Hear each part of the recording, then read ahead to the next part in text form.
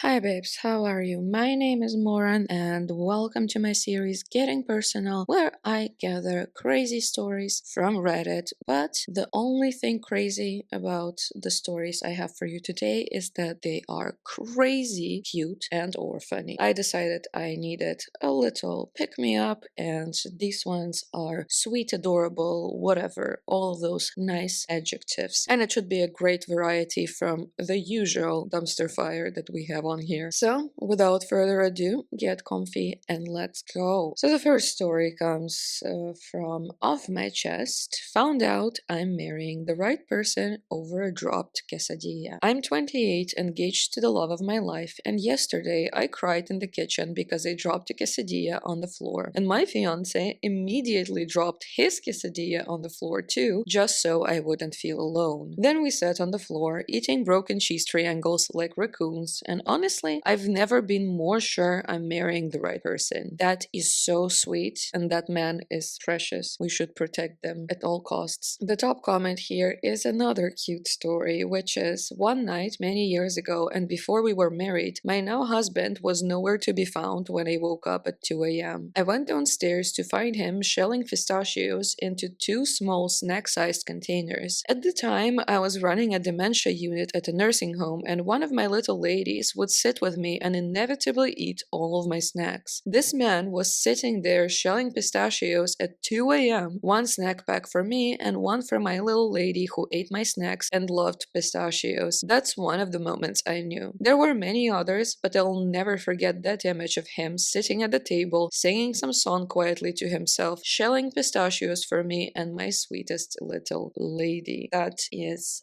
king cute. Oh my god. As you could have guessed, and if you've seen any of my previous heartwarming story videos, there is not going to be much commentary except for "Aww." But the next story I have for you is I'm thinking about calling my stepmom mom. So my stepmom has been in my life since I was 7 and married my dad when I was 8, and I'm 15 now, and she's been just like my mom because my mom isn't in my life, so she kind of gave me the mother figure that I was missing. And I have a stepsister from her that is just like my sister, and her daughter is also really close with my dad, and he also provided her with a father figure that she didn't have. And recently I've been thinking about calling her mom, but I'm not sure about it or how I should start it. Like if I should just randomly call her mom or I should actually ask if I can. I talked to my sister about it and she said I should just do it, but I'm also worried about if it will get awkward, and I'm mostly worried about if she won't want it. But does anyone have any advice? What do you mean she won't want it? This woman has been your mother figure for most of your life. Of course she would want it. It's probably what she dreams of and, really, really wants. Then we have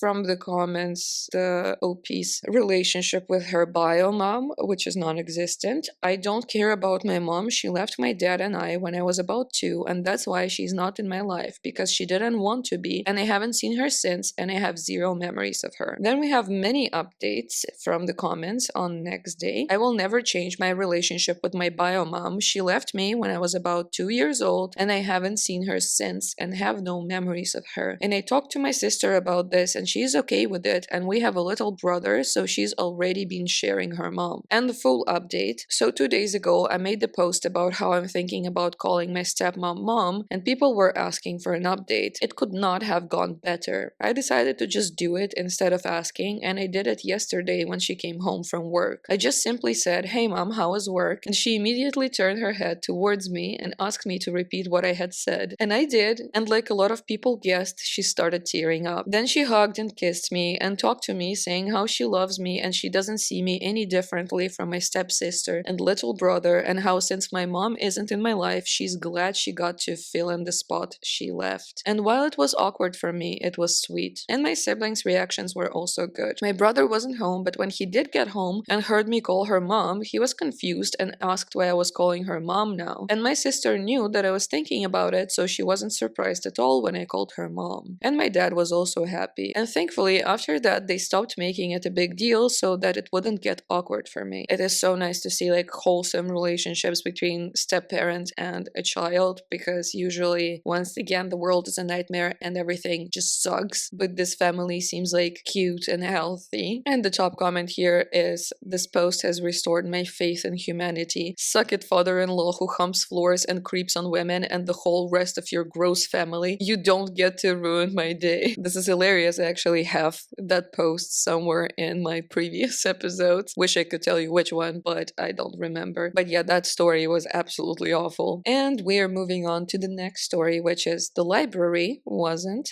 ready for Roxy's 18th birthday. I have an absolute sweetheart of a cat named Roxy. She's my heart cat, the staple of my eye. I raised her from a tiny kitten, and she's turning 18 years old next week. As I can't have biological children, I feel even more strongly about celebrating this milestone in a fun, memorable way. Here's my idea. I want to load Roxy into her comfy, see-through cat backpack and take her to our local library. Once there, I'd walk up to the librarian and ask for a voter registration form saying my 18-year-old's birthday is today. Then I would slowly turn to reveal Roxy blinking lazily in the carrier. I'd follow up with, "She's mostly interested in registering for jury duty. She loves judging her peers. But of course she's registering as an independent. No one can sway her." And then I'd flee, laughing, registration form in hand. Important note, Roxy would never leave the carrier and I'd make sure she's safe and comfortable. She's not a nervous cat and she enjoys being part of low-key outings like this, especially if they have a slightly adventurous spirit. That said,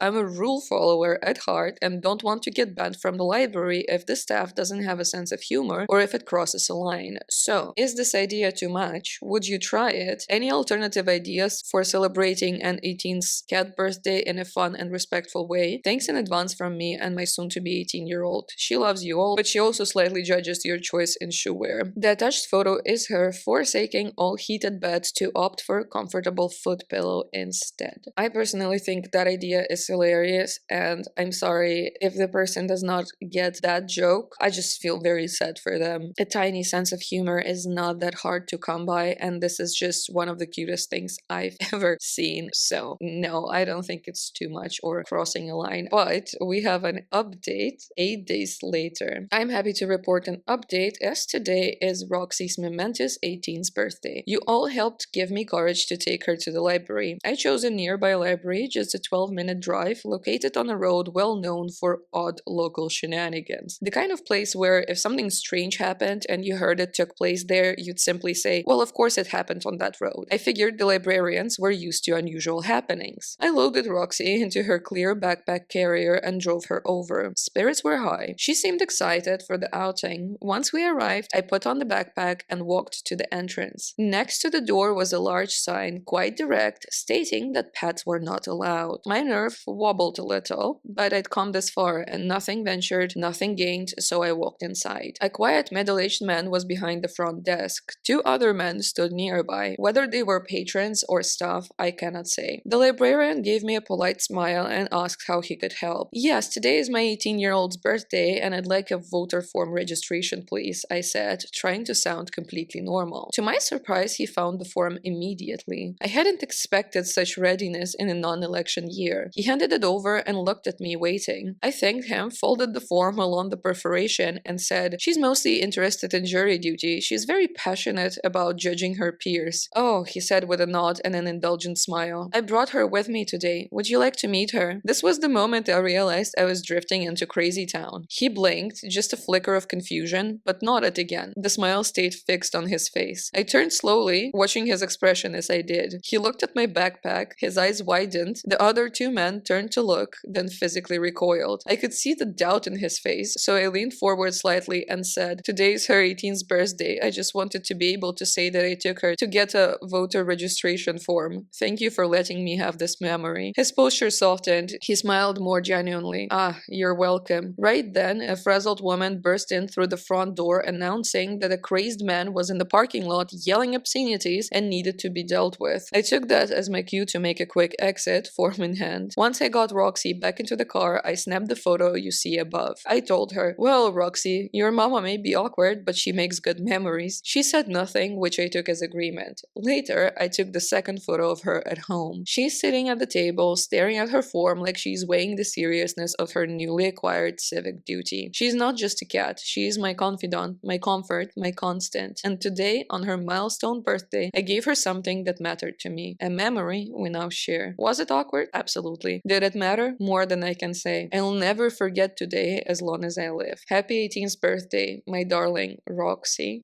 Oh my god, it is so cute. I am not gonna cry. I promised myself I am not gonna cry today. No. The top comment here is, I'm a librarian. I love cats, and I think this joke would only work if you were a well-known regular at the library. I was so burnt out from public librarianship that even harmless jokes got to me. Patrons where I used to work for some reason all love to say good morning, or should I say good afternoon. Teehee. My eye twitches still remembering that line. Yeah, I should suppose that dealing with people in like any type of capacity on daily basis is pretty hard, and yeah, jokey joke people sometimes are worse than just annoying ones, but yeah, I don't know, I found this specific one pretty harmless and very cute, and she was, not causing that much of a disturbance. Literally, it was like a 3-second interaction that was like all around positive, but of course, like, I can see how that could have annoyed someone. But yet again, get a heart, Jesus. Anyway, I wish Roxy to live for another at least 18 years, be happy, healthy, and alive. And we are moving on to the next story, which is saved my crows from a cat. Now I'm famous with all the local crows. Woke up to my crows screaming at me through my window at 5 a.m. Was mad, but turned out they wanted my help. Fast forward to me scaling a fence to wrangle a feisty little cat that was menacing my crows. I feed my crows on my apartment patio, which is about 10 feet off the ground and overlooks an enclosed gravel parking lot for a nearby business. My crows can perch on my fence and see me through my window. This morning at 5:30 a.m., they started absolutely screeching at me through the window, which they have never done before. I just got back from a camping trip, so I thought they were mad I had been gone. I went out there to be like, it is too early to be yelling for snacks. Everyone was still screeching, and I'm mad because I'm cold and I'm half asleep, so I go to toss the kibble into the parking lot instead of putting it on the railing so they'll move away from my apartment. That's when I see the cat. Like, duh, of course they were mad about something. Well, the cat didn't look very old and was stuck in the parking area. It's fully fenced in and locked and obviously a danger to birds. So I got dressed and went to get it. Man, what an adventure. It took me 30 minutes to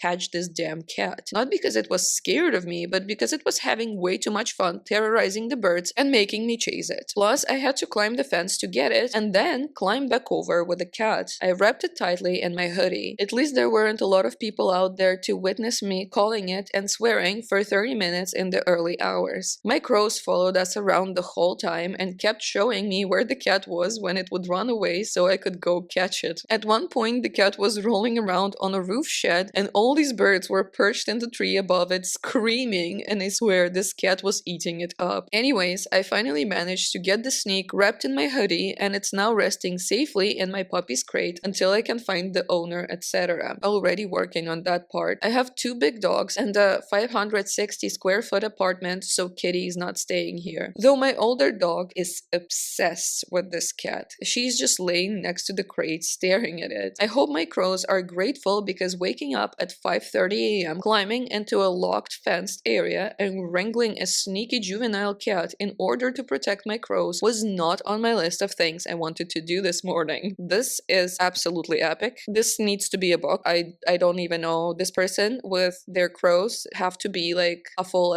scale book. This is so funny that the crows like kept showing where the cat was. Okay, there's an update 1 hour later. Kitty is back with owner, an older woman in the neighborhood who told me that Kitty is an indoor/outdoor cat and she has a lot of freedom. I let her know that I apprehended her because the birds I regularly feed were very upset/going after the cat, and I reminded her that outdoor cats are a danger to birds. Probably won't change anything, but at least I told her. 4 days later, there is an update. Everywhere I go lately, crows show up and say hi. Driving my car, they swoop down in front of my windshield. They fly by my window. Walking my dogs, they follow us and hang out on nearby perches when we stop. Drove 20 minutes to my parents' house. A murder of 20 was waiting for me in the trees, and it really did sound like they were talking about me. Within a couple minutes, there were 50. My main bro says hi to me every chance he gets. He's the one who alerted me to the cat in the first place. I've never named him because it feels weird to name a wild thing. He probably already has a name, but maybe I should call him something. Open to suggestions. He makes this crazy wah-wah sound I've never heard another crow make. It's pretty fun being famous with my city crows. I bop around town a lot, so I'm making a lot of new crow friends. It's very cool how they can tell each other about someone. I feel like the local crow hero and I'm down for it. Does your murder need protecting? Be there in a minute. It is so funny. Now I want to feed all of the local crows, but unfortunately I'm only down to pigeons now. I've moved 4 apartments in kind of the same city area in Barcelona in the past like half a year, and in every apartment I keep getting myself like nesting pairs of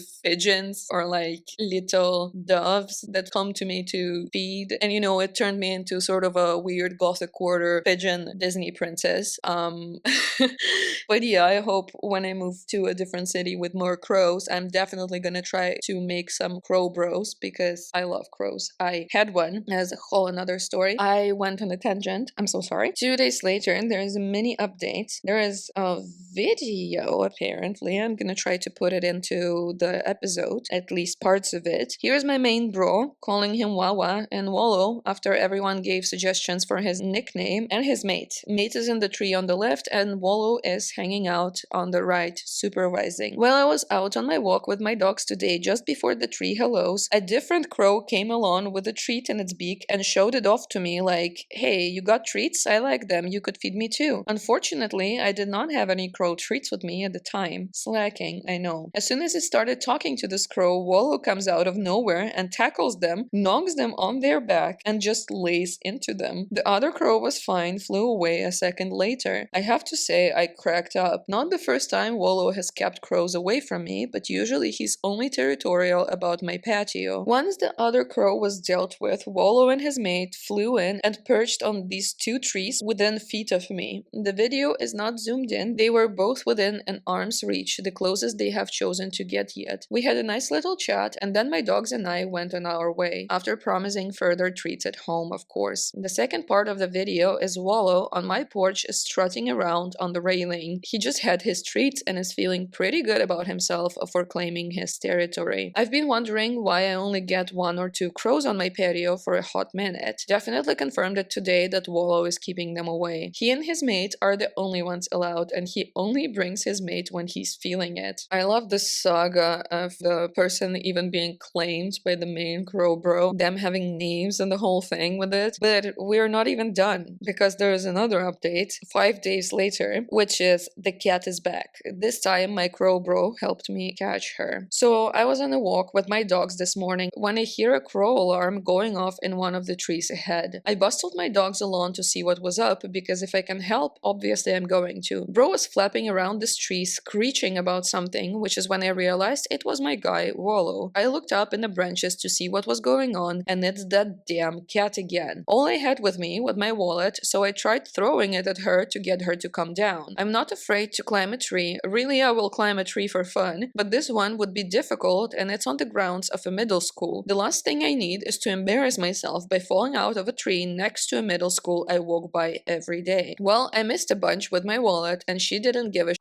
so time to reconsider. At first, I thought it might be a different cat because it was wearing a different color collar, and there have been signs up for a lost cat that look similar. So I ran back to the local dog store just up the street to see if I could find the lost cat sign I had seen before. The sign was gone. Thus, I figured little Miss Kitty had to be a repeat offender. I took my dogs home and went back out to check on the cat situation. Figured I might as well see if there was anything I could do. My bro was sitting on the roof of the middle school a ways away, keeping an eye on things. I couldn't see the cat anymore, so I circled the tree looking for it, but no such luck. I thought maybe she had left already, so I turned to leave, and that's when Wallow came flying down from his perch, all fluffed up, ready to go talons out. Kitty was just hiding further up where I couldn't see her. He got this cat so good, she ran out of the tree terrified, and I was able to grab her. So now I have a sidekick. Wallow, not the cat. Sally is the cat's name, and she has a new collar with her owner's phone number on it. I carried her back to my apartment in the embarrassing ass-hanging free position that Wallo enjoyed so much last time, and he dive-bombed us the whole way back to my apartment, shrieking swear words at Sally. She was definitely scared. Wallo got extra kibble today as a thank you for the assist, and Sally's owner got a voicemail explaining how her cat was in danger from large predatory birds that kept dive-bombing her. Wouldn't tell her they were crows in a million years, and that she may want to reconsider having her cat outdoors. Cat's in jail, my puppy crate, for now. She definitely remembered me and I think wanted to be saved because there were a lot of birds harassing her in that tree, not just crows. And yet again, I have dealt with little Miss Sally before even having my first cup of coffee. So I'm gonna go do that while I wait for a call back from Sally's owner. I feel so sorry for the poor kitty. It's like not its fault that the owner like lets her out and doesn't look after her. Cats are cats. They will be hunting if there is something to hunt. So, you know, she probably is just curious, especially if she's like a young kitty. And yeah, this whole street gang situation is just very upsetting. I'm sorry that, like, you know, she bothers the crows, but I'm also sorry that the crows are like threatening her now. After that, there are some comments cited that are psychopathic, like take the collar off of her and take the cat to the shelter. So, you know, we're not gonna be going into that. Obviously, the OP is like a normal person and they're going like, I'm not gonna do that because that's just insane. So instead, we're moving on to the next story, which is my boyfriend laughed at my proposal. My 25 female boyfriend, 23 male, and I have been together for 5 years. I love him so much. It was a nice full day yesterday and we went out on a nice trail ride. Then we went for a swim. There is a lake close to our place. We went out for dinner, then we went on a nice evening hike. We were in this beautiful clearing. I've been thinking of proposing for a while now, and I figured that we were in the perfect spot, so I pulled out the ring, got down on my knee, and asked him to marry me. He looked at me for a second, then started laughing. I honestly didn't know what to think, but then he got down on his knee in front of me, pulled out a ring, and said I was going to ask the same question. I thought that was hilarious. We both had the same plan. We put the rings on each other's fingers, then we kissed and hugged. We hugged for a while, and honestly, thinking back on it, that day seems perfect. Now we're engaged. I woke up this morning and I felt so happy. We told everyone about it today and my parents got so excited. His family got excited too. This is adorable and a very nicely misleading title, you know. You come in to get enraged and come out kinda sweethearted and sweethearted. That's not a word, but you get what I meant. And the top comment here is, what am I going to do with this anger now? Haha, congratulations. And we are moving on to the next story, which is today I f***ed up by accidentally teaching my boyfriend's cat that love means shoving her foot in your mouth. My boyfriend has this little chaos goblin of a cat named Magoo. She's a lovable menace with strong I do what I want energy. Earlier today, she stretched her paw out toward me in that casual I own you way cats do, and in a moment of pure intrusive thought energy, I jokingly put her paw in my mouth. Not in a gross way, no biting, no licking, just a harmless nom. Intrusive thoughts won, as usual. Yes, I know it's gross. I fully recognize that cat walks in the litter box, but this was not a logical decision. It was a dumb, impulsive moment. No thoughts. Anyway, she immediately pulled her paw back like, ew, what the human. Fair. I assumed that was the end of our weird little exchange. Nope, not even 5 seconds later, she reaches out her other paw, but this time she looks weirdly intentional about it. I laugh, open my mouth again because clearly I've learned nothing, and she straight up willingly shoves her whole foot down my throat like she's trying to check my tonsils. I gag, she looks smug. I realize I've made a huge mistake. Here's the thing, I don't think she understands why I put her foot in my mouth in the first place. I think she just decided, oh, this is how we show affection now. This is our thing. Like some kind of ceremonial bonding ritual. And now she keeps trying to do it again. Every time I lie down or yawn or open my mouth too wide, she's there, ready, watching, toe beans at full extension. This cat thinks she unlocked the secret to bonding with humans, and unfortunately, that secret is gagging us with her foot. The truly cursed part, I'm kind of mildly excited to see her try it on my boyfriend. He has no idea. I can already picture it. He yawns innocently and suddenly he's choking on a fuzzy toe bean surprise. I've seen the look in her eye. She's just waiting for the right moment. This is amazing, and cats are just brilliant, sometimes in the most idiotic way. Unexplainable, magnificent, perfect creatures. If you couldn't already tell, I'm fully a cat person. And the top comment here is, are you sure it's the cat that is the chaos goblin? Yeah, they seem perfect for each other, the OP and the cat. And we are moving on to the next story. This one is extra heartwarming. My neighbor leaves a light on for me every night and I never knew why. I live alone in a small apartment complex. I get home pretty late because of my job, usually around 11 p.m. My neighbor across the hall, mid-70s maybe, always had his porch light on. I thought it was just a habit of his. Yesterday, as I was unlocking my door, he stepped out and said, "Oh, good, you made it." I asked what he meant. He said, "I leave the light on so you don't have to walk up the stairs in the dark. My granddaughter is your age and I want someone to do that for her." I didn't know what to say. Nobody has ever looked out for me like that. Not in that simple, quiet way. Then he said, kind of shyly, "If it ever bothers you, you can tell me. I just want you to feel safe." I think I almost cried right there. My own family never did small kind things like this. I didn't even know how much I've been missing it until that moment. I told him thank you and he smiled like it genuinely made his day. I don't know why a stranger caring about my safety hit me so hard, but it did. It really, really did. Yeah, my god, I would have absolutely cried right there because this is just, I have no words. It just makes me happy that people like this exist at all, and these small kindnesses always just kind of me up in the best way. The top comment here is, the smallest gestures hit the deepest when you've gone most of your life without them. That man isn't just being kind, he's showing you what basic human care is supposed to look like. Fair enough. And we're moving on to the last story, going out on a fun note. And it is, today up by mocking my neighbor's parrot for the last couple of weeks. So, I live in an apartment where the walls are thin enough that I can hear my neighbor's TV, phone calls, and unfortunately their parrot. This parrot, very beautiful animal, but makes me want to rip my hair out and do things I'm not proud to admit. Let's just say he has become my morning alarm for the last few months. About 2 weeks ago, I started mocking his sounds back. He'd squawk, I'd squawk. He'd whistle, I'd whistle back. We built up a little routine, kind of like distant, angry roommates communicating through bird calls. Sometimes I would even initiate it, like when I was cooking, I would randomly have a Tourette-like outburst and start squawking loudly. I know this is strange. Yesterday, my neighbor knocked on my door and had a really odd look on her face. Apparently, ever since I started doing my bird banter, her parrot has become obsessed with me. I guess I just wasn't in the mood for bird talk the last couple days and went silent. She said he paces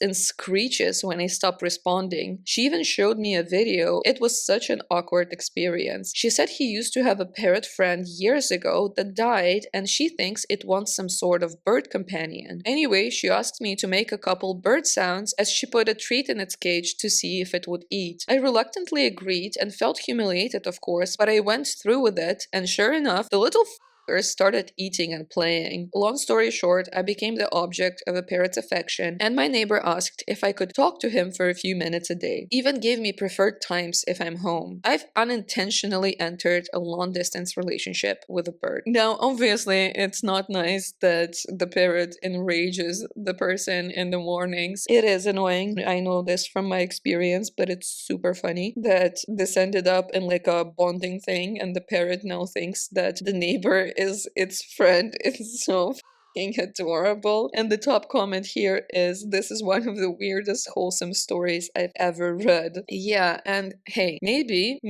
now with this connection established, the OP can kind of reteach the parrot to like talk to them during waking hours and not yelling in the mornings. I don't know, maybe like a very difficult task, but I think it might actually work. Birds are pretty smart. So anyway, this is all I had for you today. Thank you so much for listening. Please let me know in the comments what you thought. Take care of yourselves, and I will hear/see you with another episode at some point in the future. Bye.